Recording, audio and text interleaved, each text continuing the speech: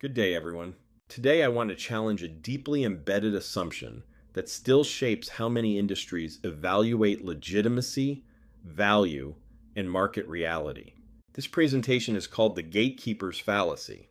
At its core, it examines what happens when legacy systems confuse permission with value creation.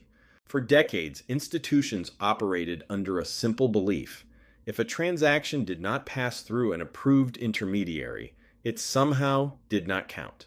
But the modern market has evolved far beyond that framework. Today, consumers care less about who approved the transaction and more about whether the outcome was achieved. Did transportation happen? Did knowledge transfer occur? Did value reach the customer? Because when outcomes are delivered successfully, markets recognize that value regardless of whether a traditional gatekeeper was involved. This is Steve Koleno, and this is Confidential Remarks. What we're looking at here is what I call definition gatekeeping. This is the flawed habit of dismissing real-world outcomes simply because they bypassed a traditional approval structure.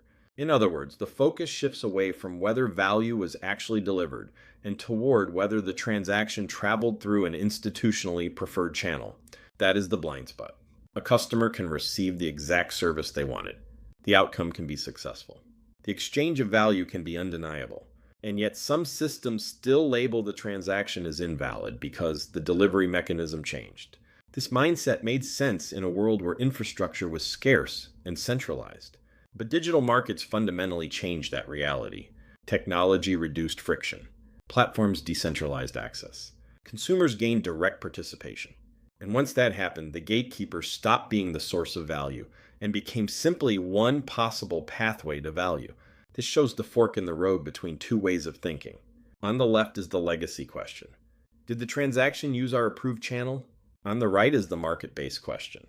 Did the consumer get what they needed? Those are not the same question. The old framework treats the intermediary as the defining feature of legitimacy. The modern framework treats successful outcomes as the defining feature, and markets consistently reward the second approach. Consumers rarely care about preserving institutional process for its own sake. They care about efficiency, convenience, accessibility, price, speed, and results. If a rider reaches their destination safely, transportation occurred. If a buyer receives the product they ordered, commerce occurred. If a student masters the material, education occurred. The value is validated by the outcome itself. That distinction is the foundation of nearly every disruptive market shift we've seen over the last 20 years. Now we stress test the logic. The important rule here is that we are not evaluating specific companies. We are evaluating the consistency of the reasoning itself. Because if a principle only works inside one protected industry, it is probably not a principle at all. It is likely a preference. So let's remove this logic from its native environment and apply it broadly across transportation, lodging, media, retail, payments, banking, and education. In every one of these sectors, technology introduced alternative delivery systems that initially looked illegitimate to incumbents. And in every case, consumers eventually judge the transaction based on whether the desired outcome occurred. That is what markets naturally do. They optimize around delivered value, not institutional nostalgia. Let's start with transportation and lodging. At one time, many people believed a ride only counted if it came from a licensed taxi system. But consumers were not purchasing a medallion.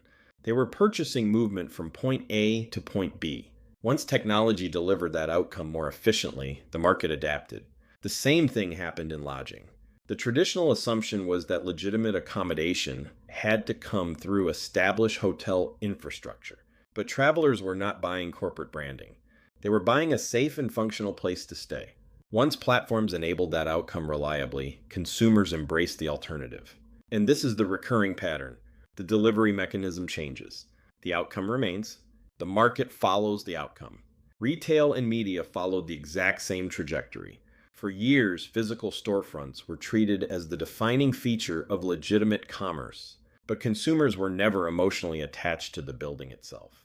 They wanted access to products. Once e-commerce delivered faster selection, lower friction, and home delivery, the market recognized that value immediately. Media evolved the same way. Traditional broadcasting once controlled distribution, but viewers were not purchasing cable infrastructure. They were purchasing entertainment, information, and attention. Streaming platforms delivered those outcomes more directly and more efficiently. And once again, the market judged reality based on consumer experience rather than legacy permission structures. The financial sector may be the clearest example of this transformation. Historically, transactions were tied to physical cash, paper checks, and branch-based banking systems. Those structures once served an important role because they solved trust and coordination problems. But digital infrastructure changed the economics entirely. Today, value can move instantly between individuals across platforms and devices. Capital can be accessed, transferred, invested, and secured without requiring physical presence. And despite initial skepticism, consumers adopted these systems rapidly because they solved the underlying objective more effectively. The goal was never paper. The goal was never the branch. The goal was trusted movement of value. Once that outcome could be achieved digitally, the definition of legitimacy shifted with it. Education reveals the flaw in gatekeeping especially clearly. For generations, people associated learning with a physical classroom. But the classroom itself was never the objective. The objective was knowledge transfer.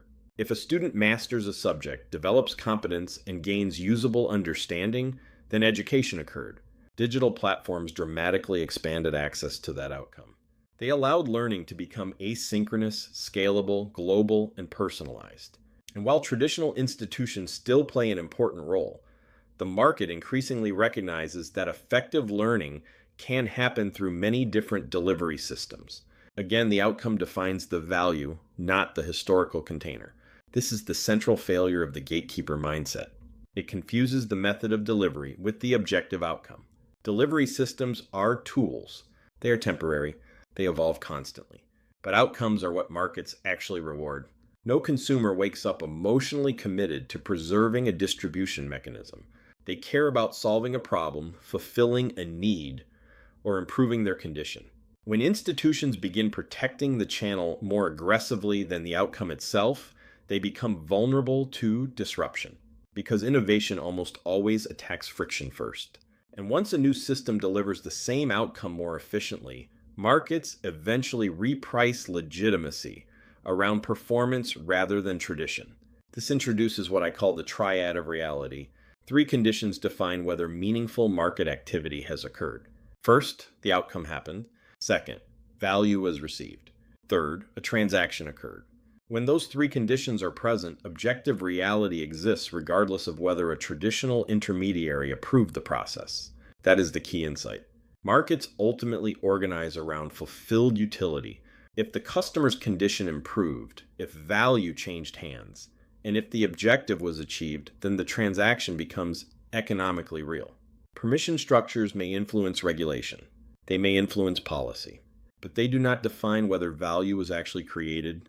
When we step back, the macro pattern becomes impossible to ignore. Every major disruptive industry followed the same sequence. Legacy systems initially declared the new model invalid because it bypassed established gatekeepers. But consumers consistently validated the alternative when it delivered the desired outcome more effectively. Transportation changed. Lodging changed. Media changed. Retail changed. Finance changed. Education changed. And each time, the market eventually shifted from institution-centered definitions to outcome-centered definitions. That is not an isolated anomaly. It is a structural pattern of modern economic evolution. So let me close with the central conclusion. Modern markets do not ultimately ask whether a transaction passed through a legacy gatekeeper. They ask whether value was created. Did the consumer benefit? Did the outcome occur? Did the exchange improve someone's condition? Because when value creation becomes visible, markets adapt around it, often faster than institutions expect. This does not mean every new system is automatically good. It does mean that legitimacy can no longer be defined solely by historical control structures. Outcomes matter more than permission. And the organizations that understand that shift earliest are usually the ones that shape the future instead of reacting to it. This has been Confidential Remarks.